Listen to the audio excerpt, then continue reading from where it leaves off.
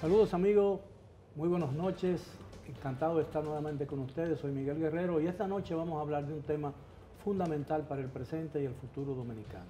Se trata de la educación en todas sus vertientes y en todas sus modalidades. Y mucha gente se pregunta, ¿es posible que el país progrese y alcance el lugar que merece en el futuro sin un nuevo sistema de educación eficiente, moderno? Y para que eso ocurra, podemos hacerlo sin un nuevo maestro formado bajo las nuevas reglas. En otras palabras, ¿es la reforma, el maestro actual se corresponde con las necesidades de una reforma de la educación? Ese es el tema de esta noche y para ello contamos con la presencia de la licenciada Jacqueline Malagón, consultora y exministra de Educación, el doctor Julio Sánchez Mariñas, rector del Instituto Superior de Formación de Maestros, Salomón Ureñas, y el licenciado Andrés de la Mercedes, director ejecutivo del INAFOCAN. Muy buenas noches, gracias por aceptar nuestra invitación. Excúseme porque me resulta muy difícil aprenderme de memoria todas esas siglas y todas esas cosas. Deberíamos reducir realmente los nombres de las instituciones. Yo pienso que con el título de maestro es suficiente, ¿no? Más que bien. Ese es el que no nos quitan, el de rector me lo quitan. Así es, a pesar de que maestro fue Jesús Can. Yo creo que hablo por don Andrés y por Julio, que nos sentimos complacidos de estar en este programa y que esperamos que cualquier clarificación que podamos dar en relación a las estrategias que se están siguiendo para mejorar la educación dominicana, pues sean de esperanza para la gente, porque muchos saben que la educación es la gran esperanza nacional, otros no quieren creer que hay que esperar muchos años para ello. Bueno, la idea de este programa es precisamente el convencimiento mío de que sin una reforma integral de la educación no vamos a llegar a ningún sitio, ¿no? Y que es necesario abordar esa reforma con el coraje y la valentía suficiente para tratar de alcanzar su cometido, no importa al precio que sea. Bueno, yo creo que la primera pregunta se cae por su propio peso, es decir, ¿podemos aspirar o pretender una reforma bien orientada de la educación con el maestro actual? Bueno, en la República Dominicana, en la década de los 90, hubo un proceso que indudablemente dio un gran impulso a la educación. Y precisamente lo lideró Jacqueline Malagón. Y ahí estuvieron involucrados prácticamente todos los sectores. Los principales actores del sistema educativo dominicano y también de la sociedad se involucraron. Fue el Plan Decenal 1992-2002. En ese Plan Decenal se abordaron diferentes temáticas y obviamente se abordó lo que tiene que ver con la formación de los docentes.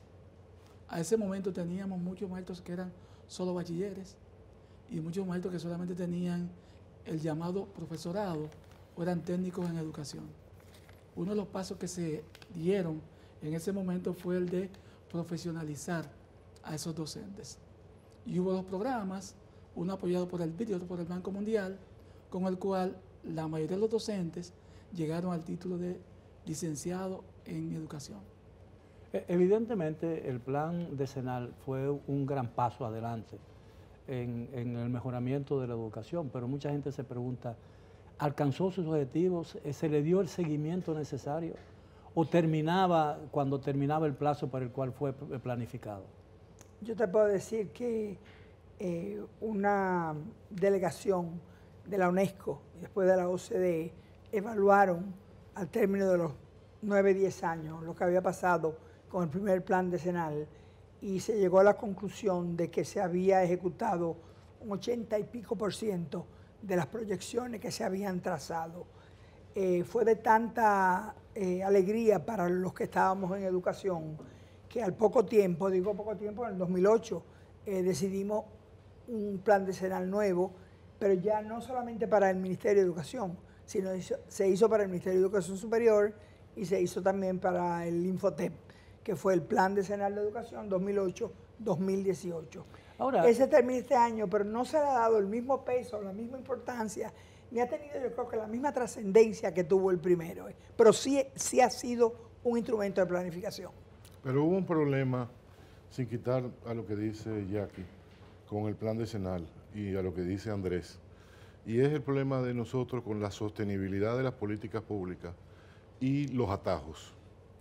efectivamente, dentro del plan decenal, sin quitar mérito a las otras partes, estaba la profesionalización de los maestros y llevarlos de maestros bachilleres, que eran muy buenos, Las escuelas normales. Eran maestros de las escuelas normales. Fueron como tus hablamos. maestros y los míos, ¿eh? Exacto. Pero llevarlos ahí. Ahora, ¿qué ocurre? Después de esos dos proyectos del Banco Mundial y del BID, en el que estuvieron involucrados principalmente la UAS, la UNFU y la Madre Maestra, vino lo que yo llamo la verdolaga. Se expandió, había plata, había interés mercurial en tener muchos maestros becados, y entonces vinimos al sabatinismo. ¿Y qué era el Y sabatinismo? la calidad quedó a un lado. La calidad quedó a un lado. Formar masivamente los sábados en el mismo tiempo con un estudiante de tiempo completo, porque tú te puedes formar sabatino. Si a ti te toma 4 años, a mí me tomará 8. Y segundo, con 2 jornadas y hasta 3 jornadas de trabajo de lunes a viernes, máximo una población femenina que tiene una jornada casera adicional. Así es. Entonces, no profesionalizamos, y esa es mi diferencia, titulamos. Empezamos a titular. Tanto así que cuando se discutía el pacto por la educación ahora, muchos docentes dijeron, pero la universidad me estafó, porque yo tengo mi título y no tengo las competencias. Eso pasó en muchos casos. Sí. Entonces, ese fue un problema de la masificación que ha pasado en otros sitios de América Latina, pero que no nos vamos a excusar en el mal de muchos consuelos de tontos. Entonces, lo que comenzó bien, porque comenzó ya aquí bien controlado, con 3 universidades que eran las universidades emblemáticas, la UAS de Yo creo que la USA estaba también. Probablemente. Pero luego se expandió. Estaba intacta. Y además no era sabatino. No, era un programa. Entonces, ahí hay un pecado de origen. Ahora, perdón, Miguel, tú sabes lo que yo creo que fue el mayor éxito, más que ese esfuerzo que hicimos, que eran 15 o 20 mil maestros, el de los 100 que escogimos para la maestría con la Universidad de Montreal. Escogimos 100 líderes de la educación dominicana. Muchachos y muchachas que hubieran demostrado un potencial tremendo para ser dirigentes. Ahora, y de esos 100, que la mayoría están vivos, por no decir todos, la gran mayoría está en posiciones de dirección. Sí. Ahora, como lego en la materia, ¿no? Pero como un ciudadano seriamente preocupado por la calidad de la educación, porque no veo otra salida al futuro dominicano. Que no la hay. Es decir, a mí me da la impresión de que la reforma de la educación, o como queramos llamarlo, tiene varias vertientes, ¿no? Tenemos que salvar la formación de maestros, porque sin maestros no hay posibilidad de mejorar la educación. Pero también tenemos que proteger la escuela, ¿no? Y cuando hablo de la escuela, no me refiero a la planta física, sino a lo que hay ahí. La institución. La institución de la escuela. Y a veces da la penosa impresión de que la Asociación Dominicana de Profesores no piensa que tiene una responsabilidad mayúscula en la protección de la escuela. Y cuando digo la protección de la escuela no es cuidar los pupitres, cuidar los pizarrones, si todavía existe eso, o cuidar, limpiar las aulas, sino proteger la escuela.